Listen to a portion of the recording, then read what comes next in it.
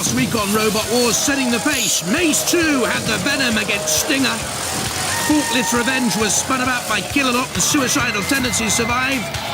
Wheelie Wacko was sunk to the pits by Mace again. Razorblade cut its own throat. And in the final, Suicidal Tendencies was slammed by Mace, so let the gears crash and engines rev for more rumbles and tumbles on Robot Wars.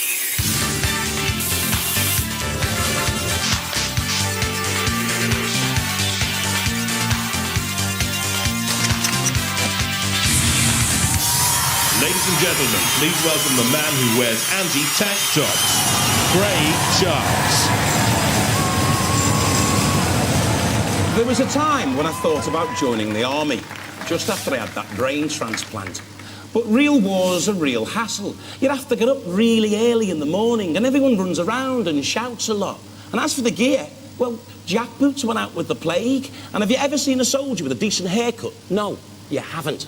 And as for camouflage, they're not good at that either. I mean, those army trucks on motorways stand out like a sore thumb. That's why we at Robot Wars take out our aggression in a more civilised manner. OK, egos might get bruised, robots might get bashed, but don't worry, madam, it's all good, clean fun. Philippa, who are our contenders? Hey Craig, time to introduce you to the contestants for Heat B. Technophobic, you may remember, went out in Heat 2 last time. Was it Heat 2? Yes. Something which cost a tenner until decorations were added on, and now it's over 60 quid. Abaddon with its very strange tail design, look out for that one. Pitbull, apparently these teeth really do work, but it has to be seen to be believed. RoboCow, the only robot in the competition which is made of wood. Well, the tail is wood anyway, isn't it? We like that, but it won't last long. Shark Attack here, the team, obviously good-looking and raring to go. General Carnage, the Prometheus team from last year, you may remember. And, of course, Bearmoth, which is back with, apparently, a bigger chopper. Jonathan Pierce. Oh yes, old friends and foes back again, many of them with improved weaponry. Let's have a look at the round one battles then. Something against Pitbull, Abaddon against Technophobic, the Yellow Peril it looks like. General Carnage versus RoboCow, and then Shark Attack, looking great by the way, against Behemoth. The time for talking's over. Let the wars begin.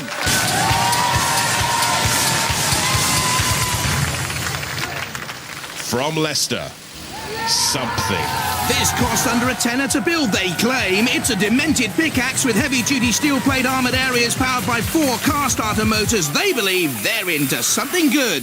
Hi, I'm Dig. This is my mates Jeff and Johnny. This is our robot for something. This sharp, pointy axis type thing directly goes through the drive system. So every time we change direction, the axe comes over a bit like that.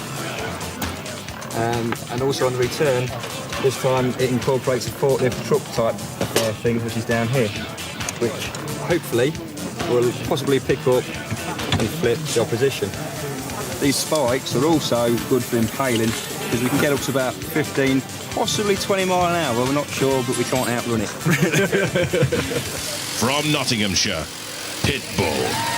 Snapping jaws are the main weapons of this growler. The shell is stainless steel and fiberglass powered by 2 electric motors. Lighter than its opponent, its bark could be more dangerous than its bite. Hello, I'm Ivor. And I'm Phil. And this is our robot, Pitbull. Top speed of about 15 miles an hour. We drive straight into the opposition, we clamp onto them, and then we bite really hard. We've taught it a few tricks. We've taught it how to fetch, and we've taught it how to bite. Robot ears, stand by. And they've taught Pitbull well. Ivor's hero's Bart Simpson. He looks like him too.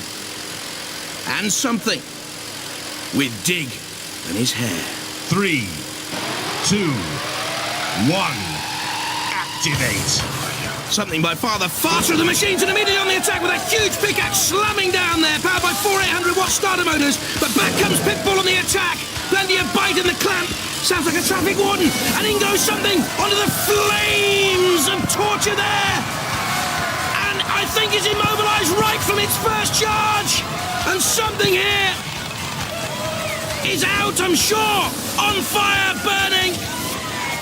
And a hairy end to Dig and his team. Burning up in flames the hopes of the something team. And Pitbull stands triumphant. And all he has to do now is avoid the house robots who come in for the kill. Steering away, coming back on something again, Pitbull. There's Kill-A-Lot there with the horrible lance. Pitbull about to close those jaws on something once and for all. That's Sergeant Bash, top of your picture, coming in. Oh dear, oh dear, oh dear. Pitbull's trying to attack Bash, who grips something, tearing and rending machinery, splitting sumps, ravishing wheels, and in comes Kill-A-Lot, twisting and turning. That horrible lance. I think Dig needs to go back to his tunnels from whence he's come with Jonathan Lawton, Jeff Germany. He actually wants to go to live in a disused railway carriage in Australia, Dig. Take something with you, because it's not a lot of use for anything else. It's food for thought for Kill-A-Lot. It's a mere bauble. Look at those horrible eyes, evil. Pit, pit, pit, pit, pit. You're going down, something. You're going down. And you've gone. All that work and planning. Something out. Pitbull the winners. Quite clearly, right from the start. Well, he looks like a Dalmatian. He fights like a terrier. His name is Pitbull, and he's through to the next round. Pitbull, then, lived up to its name stupendously. We wanted a bit more of a running battle, you know, but yeah, so we thought we'd just keep on going. Well, if you keep going like that, you'll be able to get your teeth into a lot more, I should think. Yeah, looking forward to it. Because you're through to the next one, so good luck.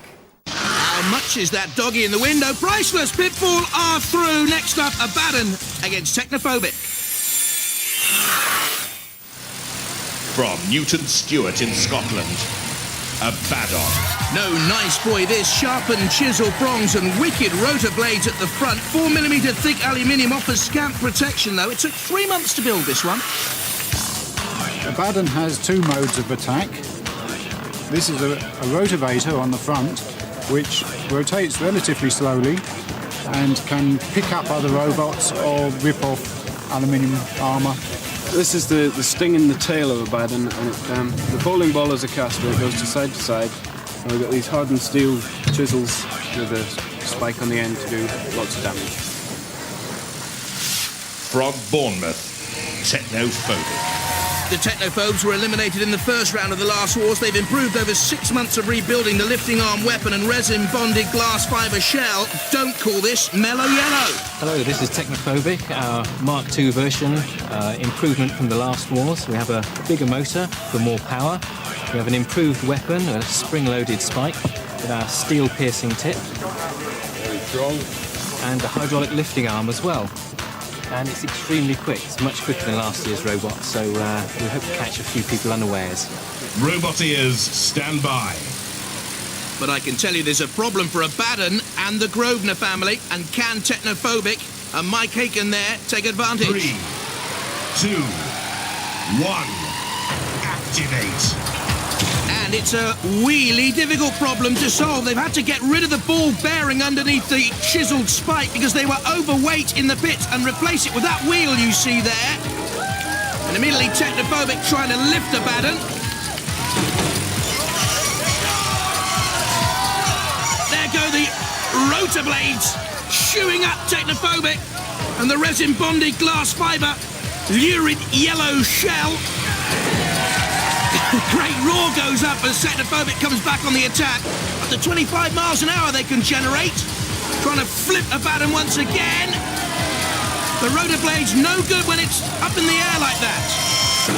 Mike, who likes motorbikes and mountain bikes, trying to drive Abaddon in and underneath as Matilda came into the action there. Don't forget, if any of these robots go near the CPZs, the corner patrol zones, they're in trouble from the house robots. Oh, the wheel's gone! Abaddon's wheel has come off! No wheels on that wagon! Abaddon dragged towards the flame pit. They won't want the tyres to go on there, but you see there's no control now. They know it, the wheel is gone, they were so dependent on that ball bearing. Immobilise, but now out comes Shunt with the great pickaxe. They're trapped on the grid there. They cannot get away. They're trapped on the flame pick grid. Shunt in with a snowplow. You can see the problem. The bolt hitting them in on the flame pit. They can't escape. On one side, they've got Technophobic with the lifting arm underneath those rotating blades once again. There's Shunt praising Abaddon clear. Now can that bit of fortune favour the Abaddon team? Technophobic drives once again. Abaddon into the wall. There's Matilda. Also Killalot coming out of his CPZ. And they're together in some grisly waltz out there now. Killalot lifts and spins. That's a great view down on the arena from behind the team cabin. So Bash goes back into his CPZ. Technophobic spins again. They're coming on a charge here, perhaps. Go on, they're trying it. Simon Grosvenor, Felix Grosvenor and Wellington Grosvenor trying to get some life, but they couldn't. This one will go to the judges, I think. Well, both robots were still mobile at the end of that epic battle. So while we wait for the judge's decision, let's look at some of the fighting again. Well, they'll vote on star control, damage and aggression, and Technophobic by far the more aggressive. There comes the wheel off Abaddon, which meant control was limited, driven onto the flame pit by Technophobic, couldn't get off, and Technophobic did all the work. Well, the judges have made the decision. The thumb has gone up for Technophobic.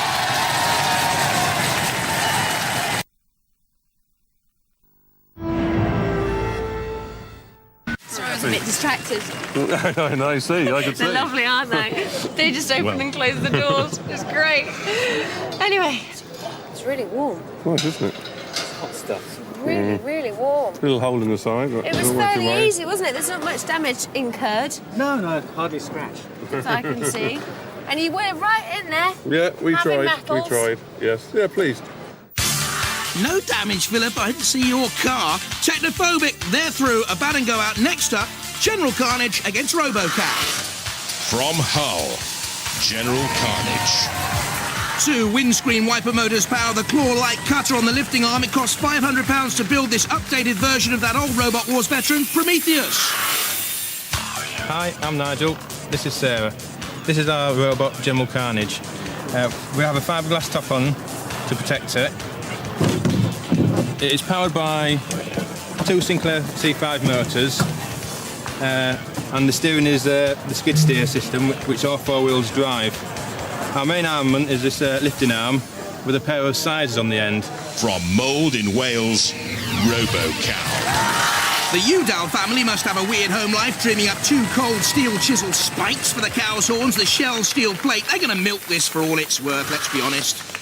Hi, I'm John. This is Jenny 9, Robert 11. This is RoboCat. It's got a solid steel 3mm shell. It's got a tail, which doesn't do a great deal. It's wood. Box around a bit.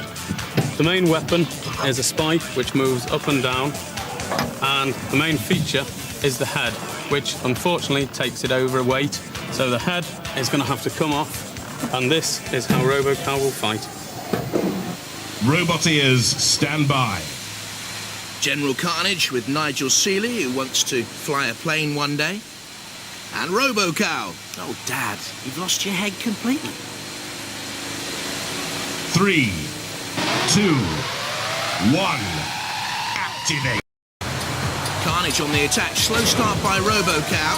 General Carnage with that lifting arm weapon and those horrible pincers. Ooh, RoboCat nearly ended up there in the hedge. Well, the pit anyway. Now, General Carnage on the attack. Pull the other one, RoboCat. Come on, get back into it. You've got to start moving away from General Carnage. Oh, dairy me. You got no chance, RoboCat. Unless you can get away from General Carnage. You're mere fodder here. Fodder for General Carnage. Pulling RoboCat away, spinning.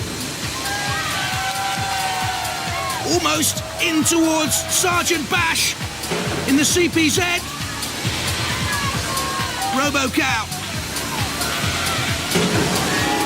Well, too old to be Veely poor in this one. Maybe, you see, the head was all that mattered. They've lost it, and they're losing this one.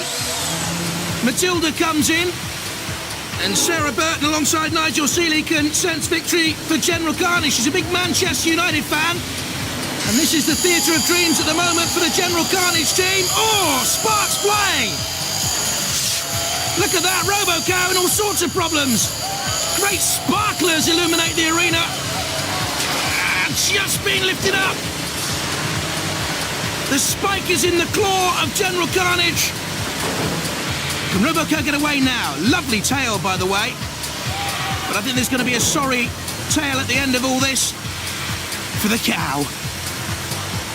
Robo-Cow moving very slowly.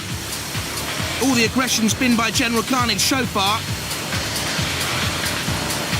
The quicker of the two robots. Slightly lighter General Carnage. You wouldn't believe it really from its mobility. And there, Robo-Cow on the spikes, so couldn't move away.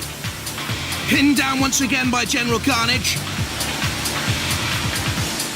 And I think poor old Robo-Cow's off to the slaughter any moment now, because you've got Bash with its claw.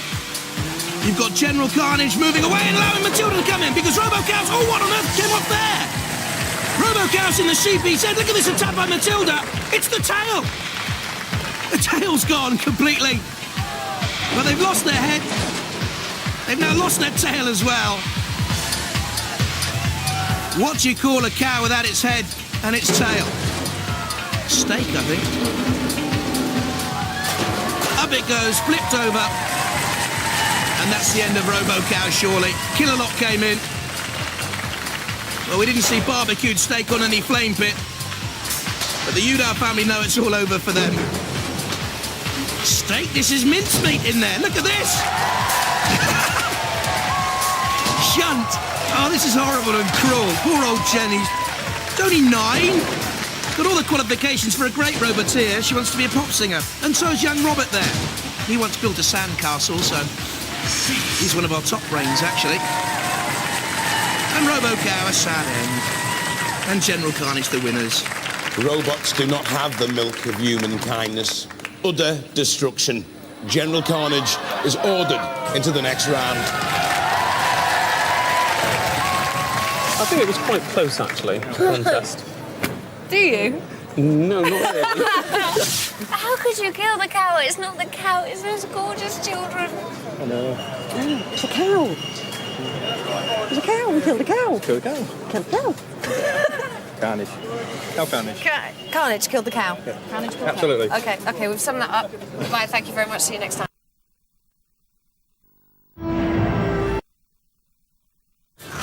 Pride punctured of Robo-Cow. Oh, holy cow, as Batman might say. They're out and General Carnage through. Next up, Shark Attack and Behemoth.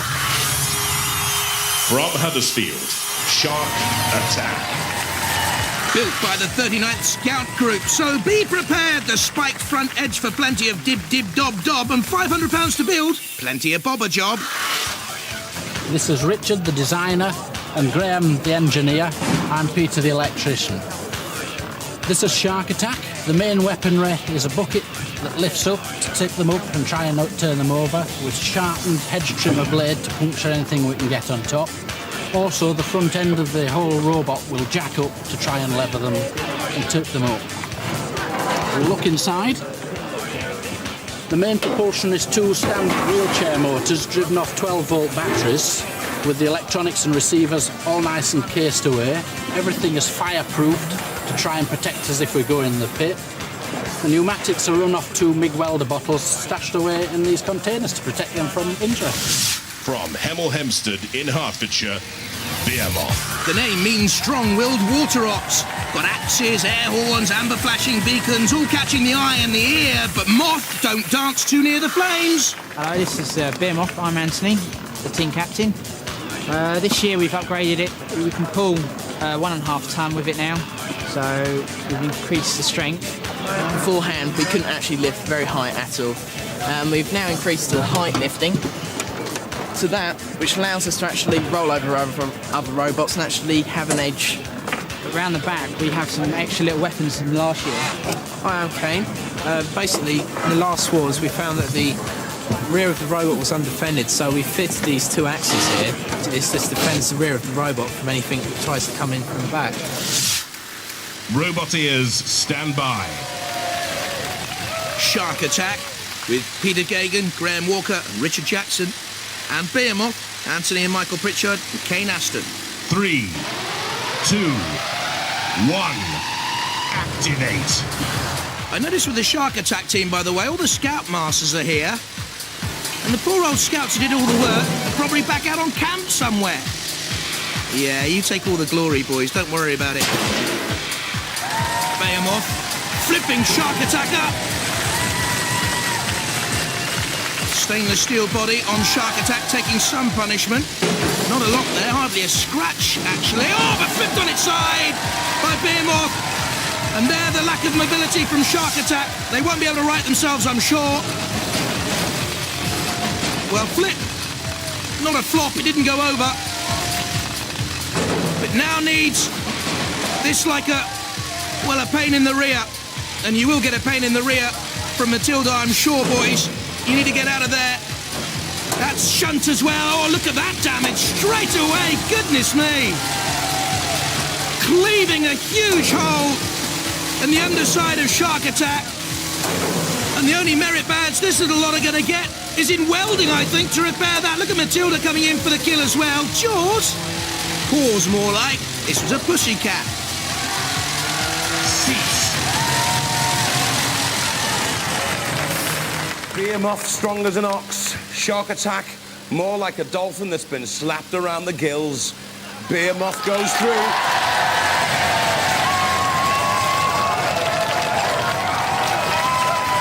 Even his dorsal fin has gone It's slightly. cooler. That was ridiculous, wasn't it? It was shocking. You got a good thrashing, didn't you? Just a bit. Behemoth, bigger and better than ever. Yeah. The bigger chopper obviously works. Yeah, we definitely got the lifting sorted out this year. Yes. So another year older, another year wiser, Indeed. and a bigger chopper that did you the world of good. Thank you. Thank you very much. Congratulations. They just don't get the bigger chopper gag. Ah, but the boys at the back obviously do, look, Philippa. And through to round 2, Technophobic against Pitbull, followed by General Carnage against Behemoth. Time for oiling and grinding, hammering and welding. Let's all recharge our batteries. Craig. It's going to take a while for our competing robots to be up and pummeling again. So in the meantime, let's have some fun. And yes, Vinnie Jones is cowering behind the sofa because it's the return of the Robotic Soccer Cup. All our fancy-footed robots have to do is score a goal. Whoever scores first goes through to the final. It all sounds very simple, except that defending the goal are a couple of players who make Peter Beardsley look like Pamela Anderson, 2 very ugly house robots. It's all just for fun, but that won't stop them putting the boot in. Let the trials begin.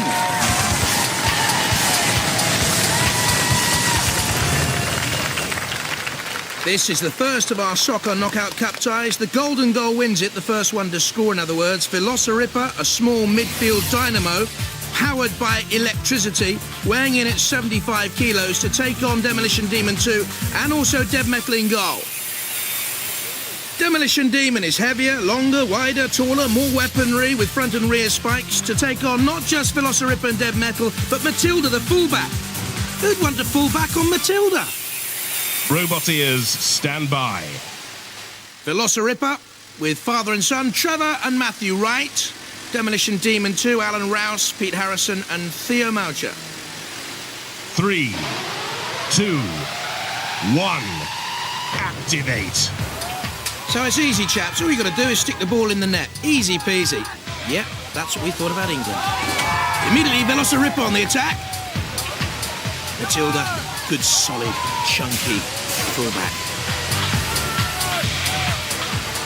You'd see many pin-up pictures of Matilda, though, in soccer strips, would you? Not really. I don't know. Not to my taste. Oh, look at this! Velociripper cutting through and scoring! Velociripper is the winner! Mistake by Matilda. Well, we might have thought that would happen, but look at Velociripper. Great pace, puts the goalkeeper, Dev Metal the wrong way. Super goal. We never even saw Demolition Demon, really. Bigger, taller, heavier. But it's David against Goliath, and David goes through in the shape of Velociraptor.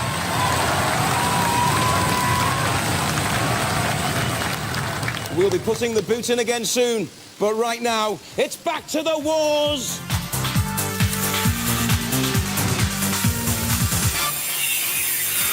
And in the second round, General Carnage against Behemoth, but first up, Pitbull against Technophobic, and Philippus with the Technophobes in the pits. Technophobic team, how are you feeling? Are you feeling technophobic? At the moment, yes. We haven't seen what Pitbull's capable of. Really? So you don't know what you're up against? Don't know yet. At all? Are you in good working order? It's fine, yes. All going, yeah. All ready to go. So any tactics at all that I should know about? Well, we've got a bit of a phobia against dogs, but that's it. You will have by the end of this aspect. Okay, moving backwards. Go Pitbull. Is he staying in there? No. Good, because he's going to get frazzled if he stays in there. I saw you earlier as I wandered past your bench, sharpening teeth. Yes, we hope we can really get our teeth into this one. But the Technophobic boys want to blunt that cutting edge. And Pitbull rising into the arena darkness. There, Ivor the driver. Robot ears, stand by. Pitbull might be spotty, but his performance hasn't been patchy so far. And Technophobic scratched. But there, Mike and David, ready to do battle. 3, 2, 1, activate. Ooh, good speedy start by Pitbull. Get up to 10 miles an hour, the dog. And immediately, growling and prowling against Technophobic. Who let Pitbull off its leash? Look at those teeth. They've got a license for him. Well, slightly more than the 7 and 6 it used to cost for a dog license. £750 to bill, Pitbull. Now, how can we get him to go out for a walk? Oh, that's how. Bit of flame up the rear end. You are going for a walk. Technophobe. Oh, lifting Pitbull up. And if it can roll him over. Not to tickle its tum, but to get rid of it. No, he couldn't flick it over. Pitbull comes charging back again. Wants to clamp those jaws on Technophobic.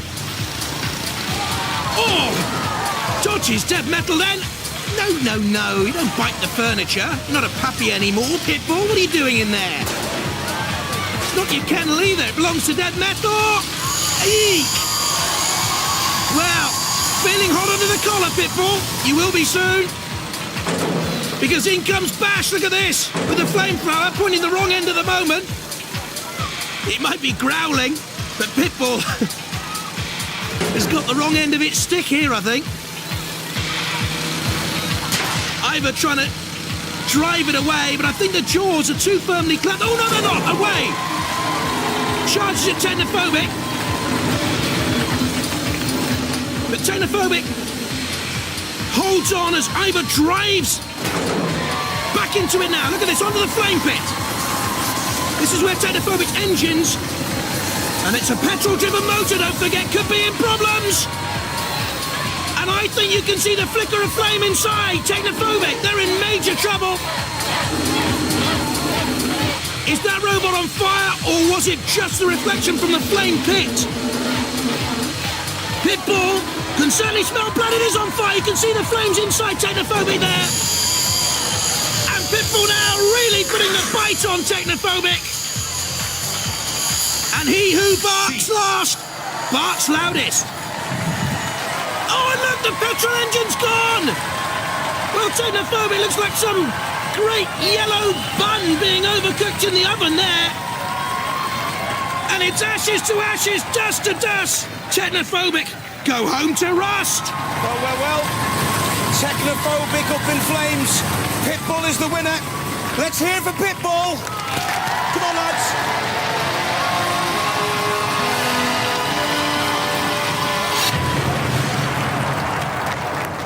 For 1 minute, it looked like you'd bitten off more than you could chew when you got your jaws stuck on the railings there. Absolutely, yeah. We wanted to get our teeth into something, but that wasn't quite what we wanted. A bit more than we could bite off, really. You're called Pitbull. Why does it look like a Dalmatian? Before it had the paint on it, it looked like an armadillo, so we're heading in the right direction. Ladies and gentlemen, give it up for Pitbull!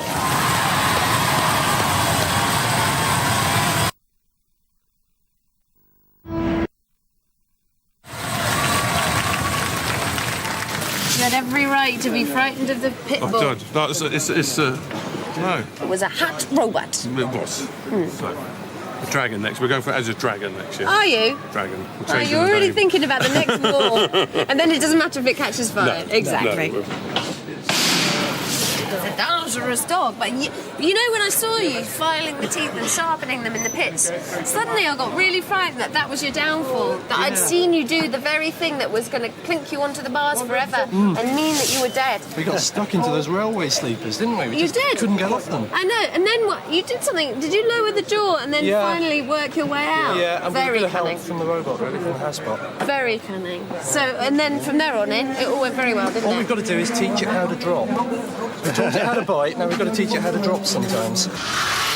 They're barking mad, but Pitbull go through to the final. Next up, General Carnage against Behemoth. Right, Behemoth team. Have you made any more developments to your robot?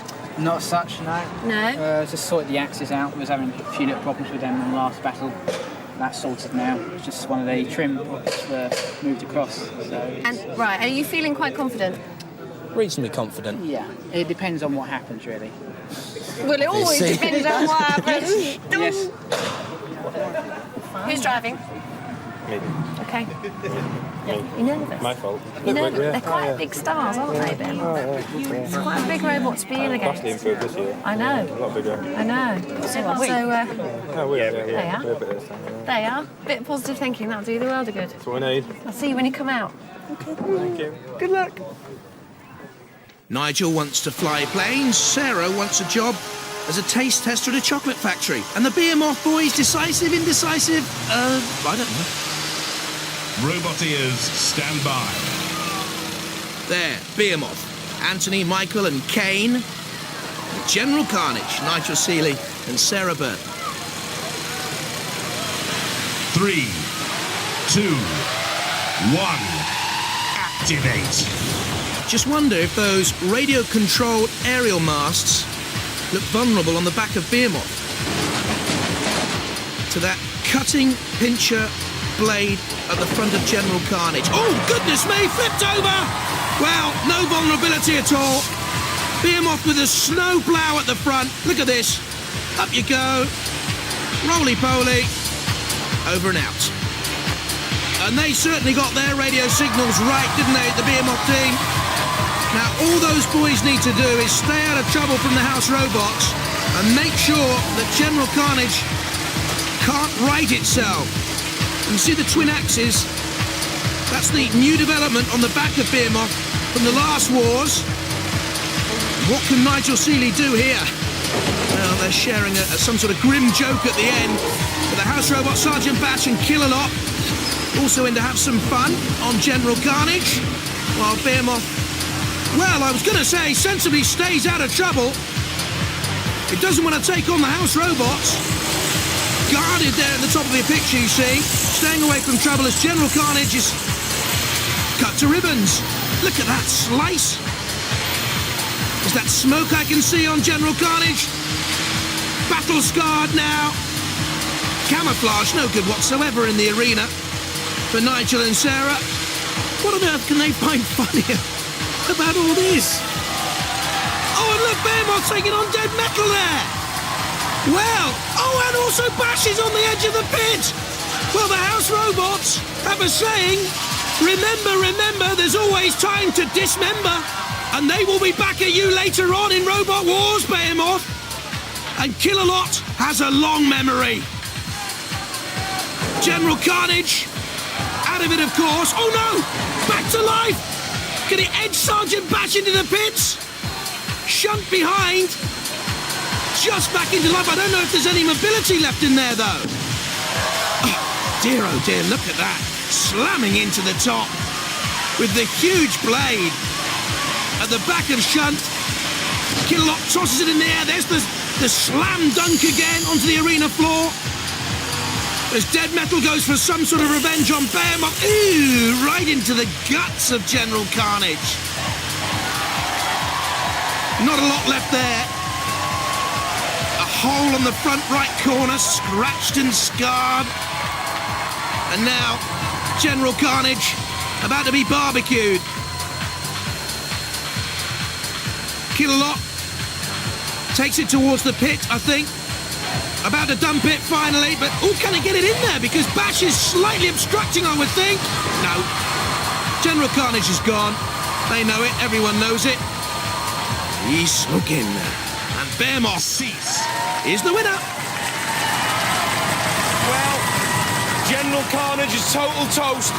Behemoth goes through to round 3.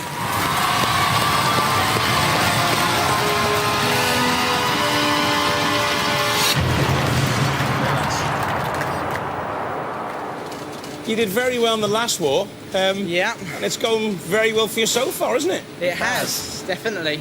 How much weight can that bucket carry? Around 300k. Yeah. 300 kilogram. Harder fights to come, though. This is true. Ladies and gentlemen, give it up for Behemoth! That was exciting, though. When he came back over. Oh, eventually, yeah. Yeah, eventually. I thought we weren't going to win the battle, so I thought he's on the edge of that pit, like, so I thought, I just wonder if I can just give him a nudge and say hello. Have you enjoyed it again, though? Oh, yeah. Yeah? Yeah. Will you come back? He always says no, but I always I think say no, so. but we always do. Yeah, we always Yeah. Good. The Behemoth monster. It's practically beer swilling, isn't it? I mean, do just about everything else. Yeah. It's performing brilliantly, I have to say. It's much better than the last war. Definitely much better. It's definitely sorted out the tipping. You're into those house robots? Well, they came into us there. We were trying to keep her out, but then all of a sudden, well, they're going to start coming for us. So. But last year you did this. Last year you'd made sure you'd won and then you'd sneaked off and kept out of trouble. Well, this year we sneaked off a little bit, but then we thought, no, let's go for it. You've got the power to do it this year, so we want to see it, okay? Well, we'll give Dead Metal a bit of he's bent his claws. Has he? Yeah. We want to see more damage in your next fight. Will do. All right, then. Oh, dear Philippa, you might rue that. She shares a dressing room with Matilda. They're in the final, Behemoth and Pitbull. We started with 8, we're down to 2. It's the third round.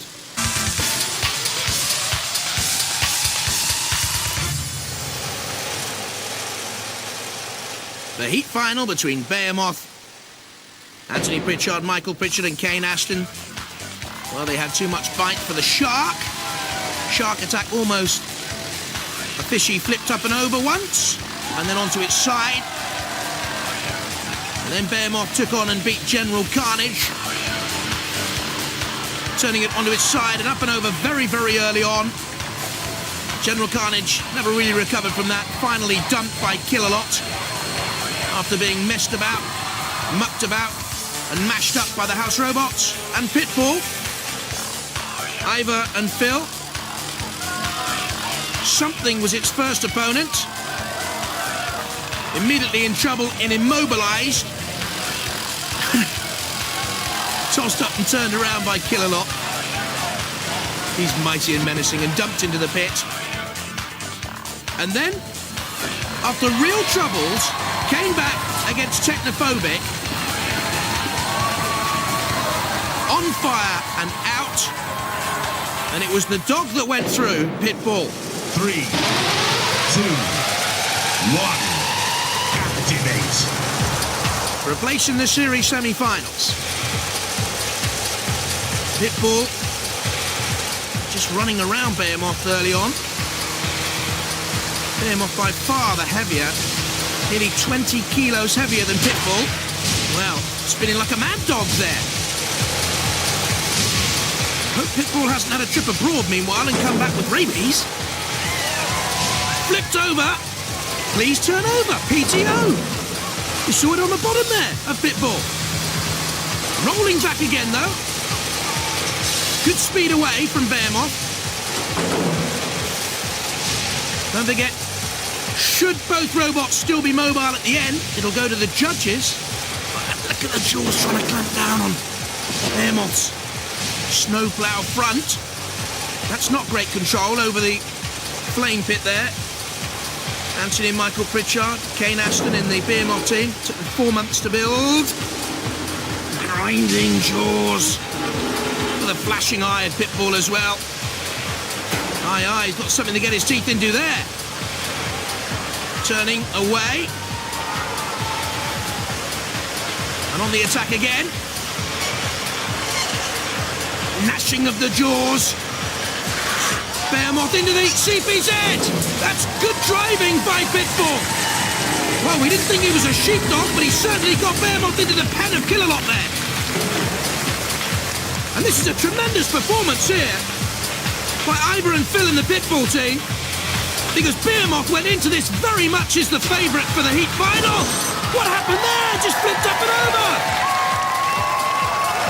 It was the spike in the arena floor once, and up and over. It hopped into the spike. The spike came up and flipped Behemoth over, trying to use the snowplow to right itself. In real trouble here, Behemoth. If Pitbull can nudge it towards Killalot, the dog could be through. There, the spike underneath Pitbull. Wow, that was fantastic, hopping and jumping around like a dog with a flea in its ear. Killalot now and Dead Metal. Well, they're the cutting blade on the bottom of Behemoth. And I think also Killalot's got its lance in through the top of the Behemoth robot. Slicing damage there. You can see the pincer of Killalot closer. They're hardly in the groove, Behemoth. Let's find a slot for you somewhere on the arena floor, perhaps, says Dead Metal. Pitbull ramming itself against the arena wall. Well, they're bad, the Pitbull team. They're all over the place. Oh, there's the great flipper! Look at this. Caught on the flipper top, and over he goes, Behemoth. Super stuff. Rolling across the arena floor, straight back towards Dead Metal. They've made a right dog's dinner of this. And Pitbull go into the series semi-final kennels.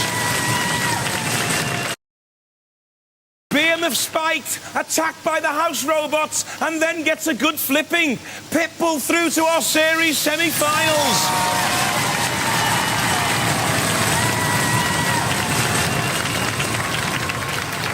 It's the only show Yuri Geller adores, because we do twist metal on Robot Wars. Bye-bye.